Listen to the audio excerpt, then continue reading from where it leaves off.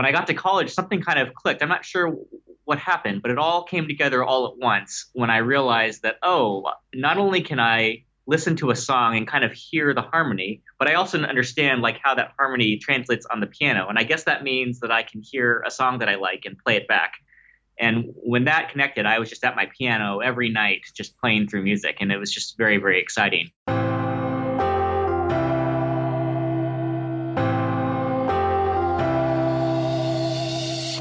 Welcome to the Creative Piano Teaching Podcast, the place where teachers from around the world meet to share innovative ideas about music education. Listen and learn as we help you motivate your students, grow your income, expand your studio, and become a more creative piano teacher.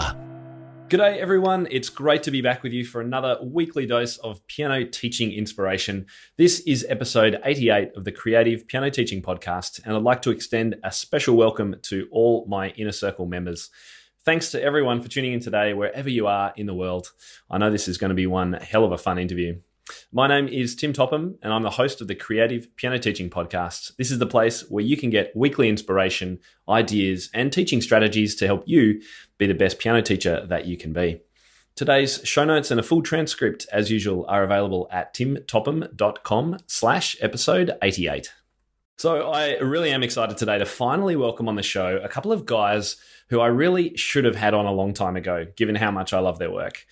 Anyone who's been following me for any length of time will probably be familiar with Hooktheory. It's an online resource that I love exploring with my students as part of my approach to teaching pop music. So let's get right to it and find out who's on the call today. Firstly, we've got Ryan Miyakawa. He spends his time between his day job, which is as an optical engineer for Lawrence Berkeley Lab, and his after-hours job as co-founder of Hooktheory. Ryan grew up playing the piano and the French horn and took an early interest in music theory and ear training. Interestingly, Ryan is a synesthete, and I hope I've pronounced that rightly. That's the person that associates colors with musical sounds. I actually taught a student who had this... was in this situation a few years ago. It was really interesting. And Ryan tells an interesting story about Hooktheory's colors that they choose to select scale degrees and the fact that his own colors don't really align. I thought that was kind of interesting. Anyway, the second person on the call today is Chris Anderson. He's an American engineer, scientist, and entrepreneur, also based in Berkeley. He is co-founder of Hooktheory and a manager and engineer at the Center for X-ray Optics, where he designs, builds, and operates X-ray optical systems used for science and research. Chris holds a PhD from the University of California at Berkeley in applied science and technology. And I was really surprised by Chris. Chris has a really quirky fact. This is just stand by for this one, right?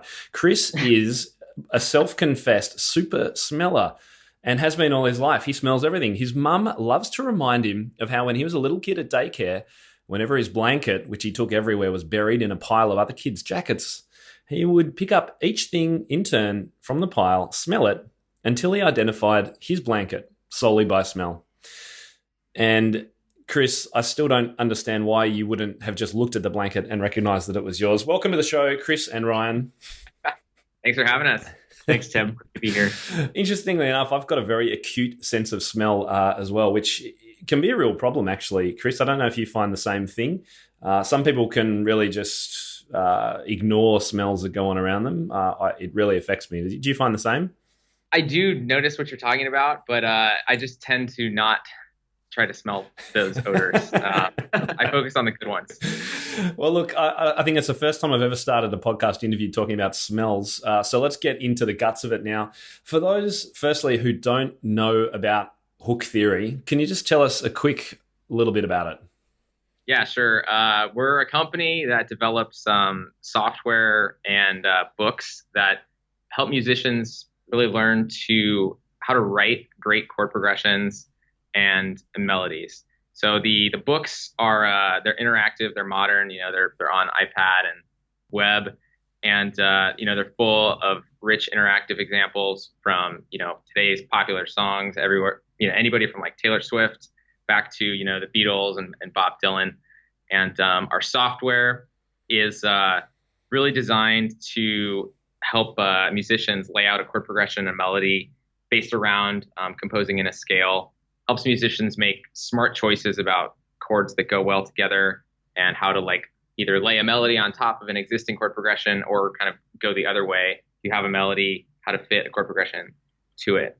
And there's also a huge other part of the website, which is a tab database. We call them theory tabs, and it's you can look up the name of a song and you can see the music theory behind the song. Yeah, and that's the thing that really hooked me in, literally, no pun intended, into your software. It's absolutely brilliant. We'll get into more of the detail about how it all came about, but I think everyone listening is going to be asking the same question, which I've got in my head, is that how do two optical engineers end up running a music website about pop music? I think it kind of goes back to the early days of, so Ryan and Dave and I are all like really good friends, and we've known each other for maybe a decade, 12 years now. We met in grad school, and kind of after we'd known each other a few years, we knew we wanted to try to start a business together. And we had this other business idea that we worked on for a little while that ultimately we didn't love working on. And then we kind of pivoted and took a step back. And one thing we all had in common really was with music. Specifically, Ryan, he's kind of the music theory brain behind Hooktheory. He was just like, what do you guys think about trying to take music theory and reinvent how it's taught and like bring it to the world in a new way? And we got behind that idea and started kind of working on it. And then it just all went from there. Yeah, pretty much. So in the early days, actually, we first came up with the very first idea for Hooktheory and the notation that we use, which is sort of like the core thing behind Hooktheory. We didn't know if people would like it or if it would work, but we taught at UC Berkeley, which is where we were in grad school. They have these courses that you can teach, that grad students can teach, and like students can take and get credit for. So we called it the theory of popular music, and we taught it, and it was just really successful. So we knew we had something, and then we kind of took about another 8 months to build like the beginnings of the Hooktheory website and create the company. Yeah, right. Who did all the back end kind of coding and database work? Because that would have been pretty considerable, I imagine. Yeah, so luckily the three of us are all kind of programmers. We do a lot of programming for our day-to-day jobs. And so when we started this project, we all kind of wore many hats, and a lot of that involved lots of the programming back end. So, I think that I had the most kind of music theory background. So I coded a lot of the music theory back end, but Chris was responsible for a lot of the database work and a lot of the front end, and Dave did quite a bit too. So we all helped out. Yeah, brilliant. Well, your launch story back in, I think it was maybe 2012-ish, said that you'd analysed 1,300 songs, and this is what you found out. We'll put a link to that article in the show notes. How many songs are you up to today? Do you know? Yeah, so now we're up to around 15,000 songs. Far out. Which we're very happy about. And it's we have a lot more data than that 1,300 that we had a few years back. So maybe we'll have to publish an updated version of that article with our new statistics. And the best part is all the songs after 1,300 weren't contributed by us. So we built a system so anybody in the world can come and analyze a piece of music and put it on the website, and it gets corrected by the crowd. So that's what's awesome. It's kind of growing on its own. I was going to ask you about that, whether there's some kind of automatic fashion in which new songs are uploaded, or is it manually done by people who submit, a little bit like Ultimate Guitar chord charts you can put in? Yeah, so it's very similar to that. So or Wikipedia. Or Wikipedia. It's more like Wikipedia because people can edit the same one and correct it, whereas on Ultimate Guitar there's like lots of different versions. That's right. Yep. That makes sense. And so people can do that. I could do this now with a new song that I hear on the radio. Yeah. So when we first started out, we didn't know how many people would really be into that. And when we were developing this course, we were really analyzing most of the songs for the database. But we were really delighted to find that people were really excited about it, sharing the music theory behind their favorite songs. And now we have songs from, soundtracks to movies, to J-pop and K-pop, to some very obscure songs that we've never even heard of. So, as for us, it's been really exciting to kind of see the breadth of the music that's come out in Hooktheory, and it's really taught us a lot about different types of music as well. And so for piano teachers who are listening today, what is one of the first things that you would suggest they do if they land on Hooktheory? Let's say they're open to teaching pop, and creative kind of approaches to chords and things like that. Where would you recommend they go in the first few steps on your site? Well, I suppose it kind of depends on what they're interested in and what aspects of popular music theory they want to bring to their own teaching. If they're curious about just the music theory, popular music theory in general, I think a great place to start is just our theory tab database, because there you can kind of explore different songs and take a look at the chords. And I think that we've talked to some teachers that find that teaching music theory through popular songs resonates a lot more with a younger audience than does music theory from some of the classical pieces that we're used to. If on the other hand, teachers might want a refresher on music theory, maybe they haven't taken music theory in a long time, or they're interested in how music theory specifically relates to popular music and especially in our system, then I would recommend checking out our books, which I think are a very good introduction to that. Are they ebooks? Yeah, so there's and they're available on basically every platform, web, iOS, Android. They're not currently on Kindle, but we're working on Kindle versions of both books. And for teachers who are classically trained and have perhaps a limited knowledge of pop and chords and that sort of thing, are those ebooks the kinds of things that will take them through a process of getting better understanding of that? Oh, yeah. Absolutely. Totally. And the one thing, too, is, we are, the whole thing about Hooktheory is we don't use traditional music notation. And so, that may not be for everybody. There may be a lot of teachers out there that are, really want to stick with that. And so I'd say reading the book, or even just the first chapter of the book, it really walks through our notation and why we have it. And, the teachers will find out, do I think this will work for my students or not, I certainly love the tab section of your site. It's probably the thing I use the most and recommend the most, particularly the progression builder. I don't know who came up with that idea, but Ryan, nice job. That interface where you, so for those who haven't been on the site, you're going to love this. What it has is on the left-hand side of the page is just a series. You choose a key. So let's say we're in C, and you'll see circles coming out with lines from a center, which is C, to a whole lot of other chords around it. And you can click through a sequence of chords. So let's say a chord progression that goes C to F to G. And as you keep clicking, it'll start refining all the songs in their database in a list on the right-hand side. So you can actually see not only the song that uses that chord progression as you build it, but also you can look at it on YouTube, you can listen to it, you can see the melodic movement, the chords, and you can either see the chords as, I don't know what the technical word is, but, C's, G's, or Roman numerals. Unbelievably handy and fun little thing to explore. Do you have any idea whether that's something that a lot of people do use? Is that a popular feature? Oh, yeah. Yeah, it is a popular feature. And one thing we should mention is that, so really the way that started was, we had published this article. We were gathering statistics about the chords.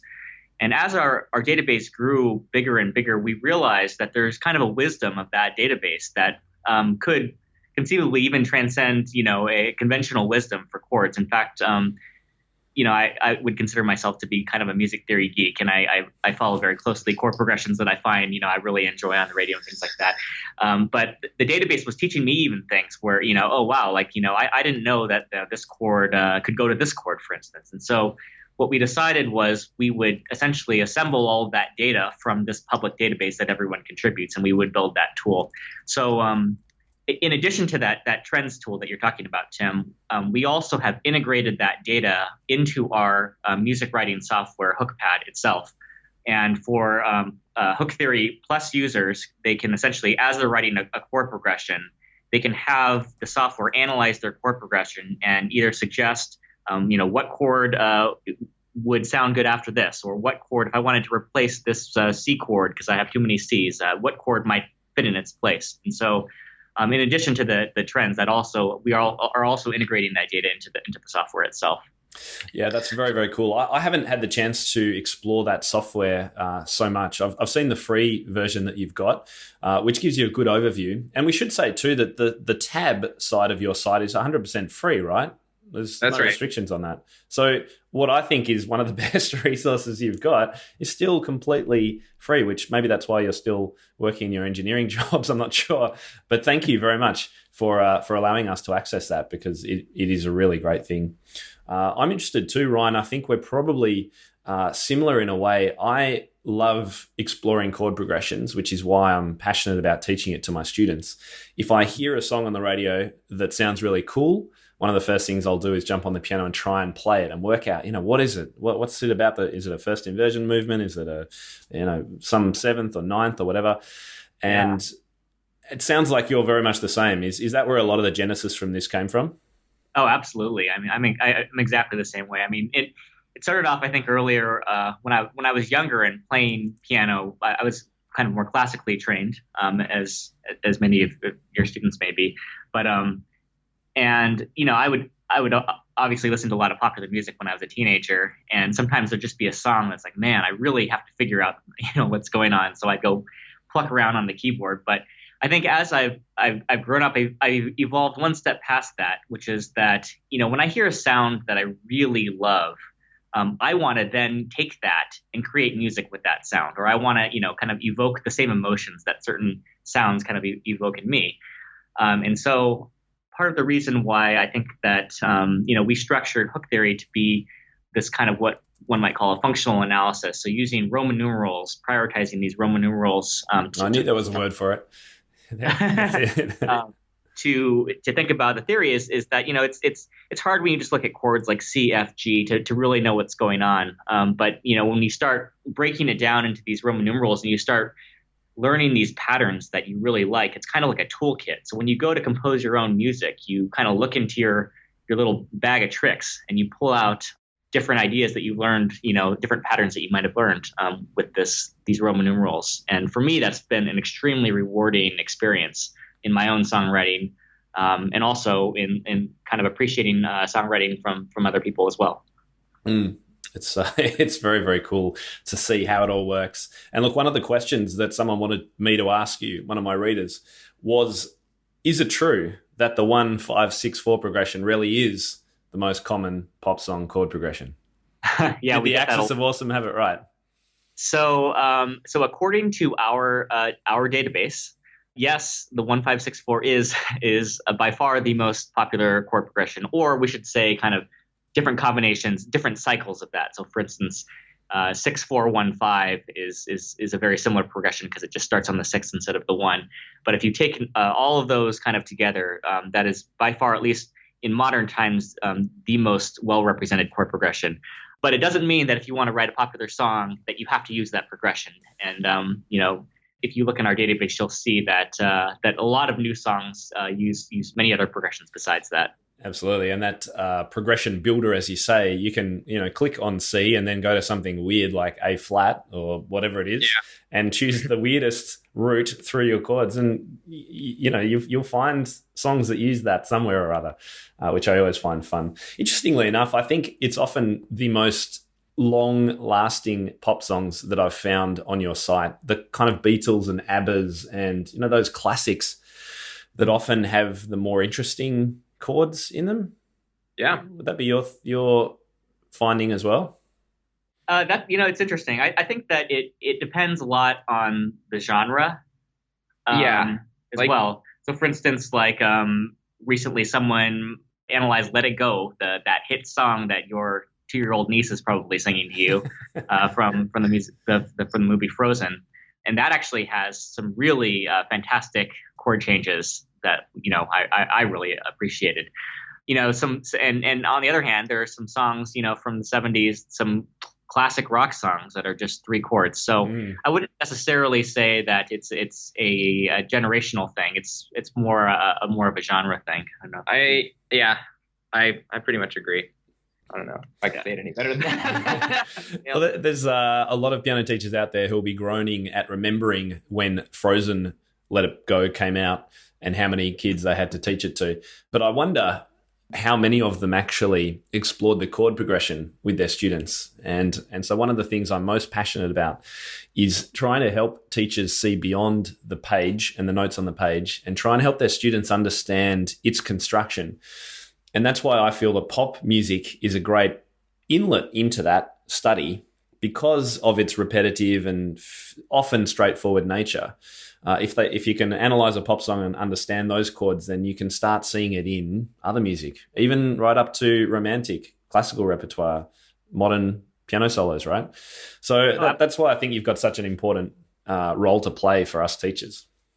And I would add, too, that the one thing that's nice about talking about popular music is that oftentimes with students, we can all start from the same place, which is that we all agree that we like this music, right? And so it's useful studying why is it that this sounds good. I think that a lot of times, I had kind of a more formal music training, and the first place that people like to start is with these Bach chorales. And oftentimes when you start with a Bach chorale, especially with someone who, maybe is not a Bach aficionado, it may not be perfectly clear why we're studying these chorales because ultimately, the student may not want to be producing Bach chorales. But starting by a song that we can all agree sounds great, I feel like is often a great motivating factor for encouraging students to learn about music theory, which is, sometimes can be a tough sell otherwise. You mentioned chorales, Bach chorales. I agree. And I learned a lot of hymns when I was young as part of church and as part of school. I don't know, I was at an Anglican school and I was often asked to play things. I have a feeling that made me a much better reader of harmony and gave me a better understanding of it too. Did you have an experience like that in your piano studies, Ryan? Oh, absolutely. I mean, so I started piano very early, and it was the type of thing where, my parents really wanted me to keep with it, and I was interested in, doing other teenager things besides, spending an hour a day playing the piano. And also, I had a teacher that really forced me to learn music theory. And I'm not sure what kind of programs that you guys have there in Australia, but in California, there's a popular program that's sponsored by the Music Teachers Association of California, where kind of yearly we'll go in and have to play kind of a certain number of pieces, and we have to do some ear training and some sight singing. And it's called the Certificate of Merit. And I never, at the time, really understood why I was learning all this music theory. But when I got to college, something kind of clicked. I'm not sure what happened, but it all came together all at once when I realized that, not only can I listen to a song and kind of hear the harmony, but I also understand like how that harmony translates on the piano. And I guess that means that I can hear a song that I like and play it back. And when that connected, I was just at my piano every night, just playing through music. And it was just very, very exciting. And, I hope that we can help to inspire moments like that among students, because I think it would be a total shame if, people really wanted that, but missed out on it because, the idea of learning a little bit of music theory is the initial proposition is a little too dull. Yeah, I'd like to think that piano pedagogy is shifting into a more modern kind of era. And I'd like to think that some of the conversations that I'm having will help that. Interesting hearing what you said about all the theory stuff you did at the start didn't really make any sense until you got a bit older. So I wonder if have you got any thoughts for teachers, particularly of piano, about how they can make those theory conversations and learning that we know that students should have when they're younger more interesting or more practical or relevant? Well, that's really what like our two books are like all about completely. I mean, you take this topic, music theory, and you see right away how it can help you understand what it is that you're playing. Go beyond, like you said, the notes on the page to actually understanding like, well, okay, well, what is this? This is a chord progression, and you can think about, here's the melody and here's the chords, and how is actually like tremendously helpful to be able to have this like additional layer on top of it to see the patterns. And I think like seeing the connection of this information connected to songs that you're wanting to play, I think can make it relevant like right away. You don't have to necessarily have the aha moment, later on in life. It's like it can just kind of hit you right then. Yeah, and I think actually Chris is actually a really good example of this. So Chris is a piano player; he's a guitar player, but I think that there's a lot of analogs. So, what do you mean by analogs? So he was. I think that his experience, I think, could translate, very well to a young piano player in the sense that he.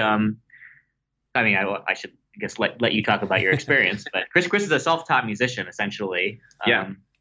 Well, so yeah, I play guitar, and I think the way I learned guitar is very similar to how most people learn guitar, right? You learn how to hold shapes of chords, and learn chord sequences, and you look up your favorite song, and you learn the chords, and you want to play it and sing it to your friends, and that's like the first year or two of guitar for most people. And in a way, like I almost feel like I was kind of the first Hooktheory customer before we even built Hooktheory. Like I met Ryan, and the first year I met him, I brought my guitar to his house one day, and I was just strumming a couple chords. He was like in the other room doing the dishes or something, and he's like, "Oh, play a B minor 7." And I played it, and it was like the perfect next chord. And I was like, "How did you even know that?" I mean, he really is a geek. So he started teaching me basically music theory, kind of the Hooktheory way, and it just changed my whole like. Everything I knew about music changed. I mean, just the way I could easily pick up and like hear a song on the radio and quickly play it. My ability to kind of create my own stuff just was immediately transformed by being able to think about music like without respect to a particular key, and actually thinking about the patterns of the chord changes. Like you were saying earlier, the C, F, G, thinking about that, as 1, 4, 5. And you could play that in any key that you wanted to, and it sounds the same. Yeah, and then to kind of bring this back, actually, I feel like this is, it's interesting because I feel like the experience of guitar players is very exploratory, and I find, at least talking to a lot of my friends that started on piano, is initially piano can feel not like that, and I think it's because we often learn the piano from music on a page, as opposed to, creating our own sounds by chords. And I think that there's a lot of reasons for that. I mean, there's a lot of coordination with all the fingers, and there's a lot of notes to play. So we do need sheet music. But I think that some of my most kind of exciting piano experiences have occurred without any music. And I think that for a lot of piano teachers out there, one thing to consider is teaching students how to create their own music without sheet music. And I think that, I have, so at Berkeley, I was friends with a lot of really incredible pianists. I mean, some people actually went on to play professionally that could not, if I told them, oh, play like GCD the way that like Tom Petty just did, they couldn't do it. I could write out the most complicated thing and they can play like 100 notes, a second. But if it came to just creating the most simple chord progression in a way that, sounds good, they had no idea where to start. And I think that because there's a lot of technique associated with piano, we tend to learn piano in a certain way. But I think that it's important to take a step back and realize that we play music because we enjoy music, and oftentimes we enjoy, creating sounds. And I think that if we could bring more of that exploratory nature, the way that a lot of guitarists have, to piano, I think that we could really improve the learning experience. Nicely said. You've pretty much summed up everything that I do and believe in one little 2-minute block. Nice work. Yeah, I mean, you're right on the money. I taught myself guitar many years ago and have written a blog post about what learning guitar taught me about piano and how I teach it. And I think you're right. Guitarists within a month of learning are singing and playing along with themselves. Why on earth aren't we? And so I'm a big advocate of that no book approach for the first weeks of lessons with any kid, and I've actually produced a course all about it. So we'll put a link in the show notes. That's called my No Book Beginners course, which pretty much does exactly that. Gets creative, improvising, singing, moving, all that kind of stuff. That's what it's about. And it gives you a much better foundation too than, of course, getting out of sheet music and learning how to read middle C. That's my opinion. So nice to hear that as well from you. I wonder if you had, Ryan, just a couple of things that you would, if you were teaching little Ryan today. Little Ryan. What are a couple of things that you would now do that you would like to receive as a student? When I first started piano as a very young child, nobody told me that. I'm kind of embarrassed to admit this, but I remember kind of hearing a song that I liked and trying to kind of pluck along to it, and I was almost embarrassed because I thought that someone would think that I'm copying, this music. That it was so ingrained in me that your teacher gives you some music and you're supposed to play it like it was supposed to be played. And I think that I'm not exactly sure the best way to articulate this to a young kid, but the idea of using piano is kind of your creative palette. It's not the instrument as a means to reproducing work. It's your toolkit for creating your own ideas, or it can be. And so I would have told myself, go ahead and pluck along to that song. There's no shame in playing something that you're not supposed to be practicing. Just whatever you want to play, you should be playing. So yeah, I guess that would be it. Yeah, nice. I like it. And I think one of the other things that we often have as teachers are students who learn things online, learn things on YouTube by copying what's going on there. And it frustrates a lot of teachers because they're not actually sure what to do with the student when they come in having done that. And I'm a person that realizes that, well, if I have trouble with something, I'll go on YouTube and learn how to do it, if it's a business thing or an online problem I've got. So why on earth wouldn't we be encouraging students to do the same thing, as long as it's in a mix of other things that we're doing? So I'm right with you, as you can tell. All right, well, look, I'm interested to wrap it up with a few final questions. Firstly, what's the most unusual thing you've learned about pop music in this whole process? Let's see. Unusual thing about pop music. That's actually a tough question. Well, here's what I'll say. One of the most unusual things that I think that we've learned from creating Hooktheory and with interacting with our users is really the vast number of people that have really resonated with the idea of learning kind of music the Hooktheory way, learning with these Roman numerals. I think we didn't really know what to expect when we first started. We thought, maybe we'll get some like kind of singer-songwriter types that are interested in writing a song for their girlfriend or boyfriend. But we really have a very broad range of people. We have these super music theory geeks that are splitting hairs over like whether like this chord like in this particular very obscure song has like the ninth or not. We have those guys. Then we have like these producers of electronic dance music that use Hooktheory because in this digital age, we can create a lot of music on our computer and we don't even need instruments. So we have users that don't even play instruments that are creating music completely on their computers and are using Hooktheory to gain knowledge of chords in that way. And then we have total beginners that are just, trying to poke around. So I think that one of the things that has really struck me is how broadly applicable all these ideas are. And no matter what type of music you're into or what stage of music you're into, I think that really knowing the fundamentals of music theory can really improve both your appreciation of music and your ability as a songwriter. And I was just being on your webpage actually and having a look at some of the things you have to offer. So for those interested, head to hooktheory.com and you can actually scroll just a tiny bit down the page and you'll see 5 main categories of products. So you've got your HookPad music software, which you can trial, and then that's a paid product, I believe. You've got your interactive how-to books, which we've been talking about today. You've got the tabs, that's my favorite thing to explore. Completely free, great fun to use with students, particularly teenagers and adults, I find. You've got chord and melody dictation. So what's that about? Yeah. So the basic way that works is you go to the page, you load it up. You can choose beginner, intermediate, or advanced. And say you choose beginner, you are given a melody. I believe it's just a melody on beginner level, played on a piano. And then you try to dictate it into software. So you figure out what scale degrees of the scale they are, and you put them in.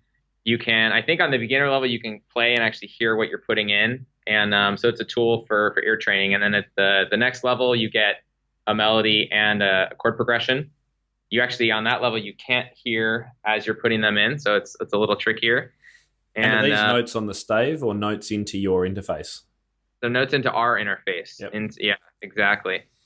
We view that as it's a very kind of experimental kind of beta part of the site that's we kind of built a couple of years ago as like, oh, maybe people will really like this.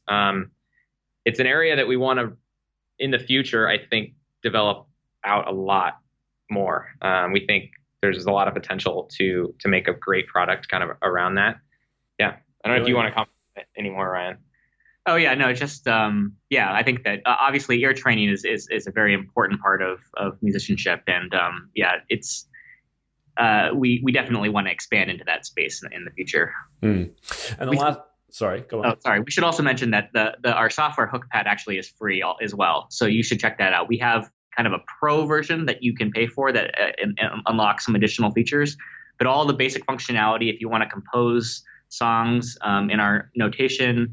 As Chris said, the software kind of gives you help by suggesting chords in the scale.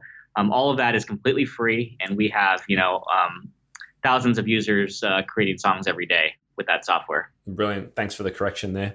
And the last section you've got is Hooktheory for Teachers, which says teaching models and assessment kits for teachers and schools. Were you able to just give us a quick rundown of what to expect in there for teachers?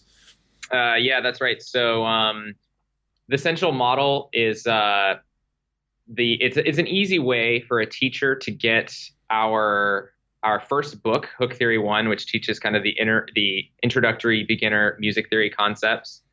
You can get that for all of your students, as well as you can build your own exercises around our HookPad music composition interface. So you could and assign them to your students, and then your students do them online, and you can grade them and all the expected stuff. But you can say, like, you could seed a melodic line and say build a 3-chord progression that fits this melody, and then every student could come and do that, and you could see what they do. So it gives you this like kind of open canvas for creating these actually pretty awesome exercises for your students to do and to help introduce music theory and assess their knowledge of music theory. And the template for creating the exercise is pretty much completely open-ended. So you get an open field to write a text prompt. You can put a seed, we call it like a seed, into the music interface. So you can seed it with a chord progression or a melody, or just leave it totally blank.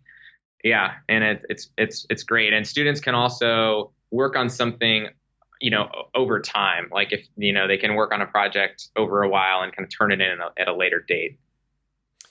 It sounds like it could work for groups or individual or classroom as well, right? Yeah. Yeah. No, nice work. Well, look, it's amazingly comprehensive. You've grown and developed so many more products since I first found you back in whenever it was. Was it 2012-ish? Yeah. Yeah. 2010? Yeah. Right. So it's great to see how you've developed and the interface has improved and all that kind of stuff. I do have one question for you, though, that I get asked all the time. When do you know what it's going to be? Yeah, very soon. We are. Hang on, you better tell us what the question was. The question is, when will it be available on iPad, and when will it be off of Flash? Correct. Yeah. So within 2017, I think is a very firm, solid answer. We're working like super hard on a new version of our music notation, and it's going to be fantastic. And we're kind of rewriting it from scratch. We're adding everything we've ever dreamed of adding. So it's going to be the ultimate software and experience. So we're pretty excited about it. Yeah. Fantastic. And I gather, last question too, you guys are still working. You've got a third partner who's not on the call, who has left his job. Is he now working kind of full-time in the business? And what's your future looking like in regard to that? Are you going to continue with the engineering stuff and do this on the side, or how's it all going to work, do you think? So actually, we're all three of us we still have full-time engineering jobs outside of this. The other third person, Dave, he's at Intel, and I think TBD. The business side of Hooktheory is growing exceptionally well, actually, and there may be a point when it's a really obvious decision that, hey, like, we need to go all in on this. We've been able to kind of keep a decent pace with innovating new features and new products with Hooktheory at our current like part-time rate. But it's unclear at this point. I mean, yeah, I've put you on the spot. So yeah, I appreciate your honesty with all that. And look, congratulations on how well everything's been going. Great to see, and I'm really glad that it is growing and people are supporting you, so that we can continue seeing what amazing things you're going to be doing in the future too. So for teachers interested to find out more, head to hooktheory.com. And you'll be able to find out everything that we've been talking about. I'll put some links in our show notes today for a couple of the articles that I've written about these guys and suggested uses in the piano studio. That'll all be at timtopham.com/episode 88. So Chris and Ryan, thank you very much again for your time today. Did we forget anything? Is there any final comments or suggestions, words, anything we missed? No, just thanks for having us. Yeah. And we, I think it's really great what you're doing, and happy to help you out or be a part or come on anytime. Brilliant. I really appreciate that. It's great to have finally made the connection. I'm glad we've made the time today. So thank you guys both very much for joining me today. Really appreciate it. Thanks, Tim. All right. See you later. Ladies and gentlemen, that will conclude this evening's entertainment. Oh, thank you. Thanks for listening to the Creative Piano Teaching Podcast. We'd love to help take your teaching to the next level as a member of our supportive community. Use the coupon Piano Podcast for $100 off an annual membership of Tim's Inner Circle today. To find out more, head to timtopham.com/community.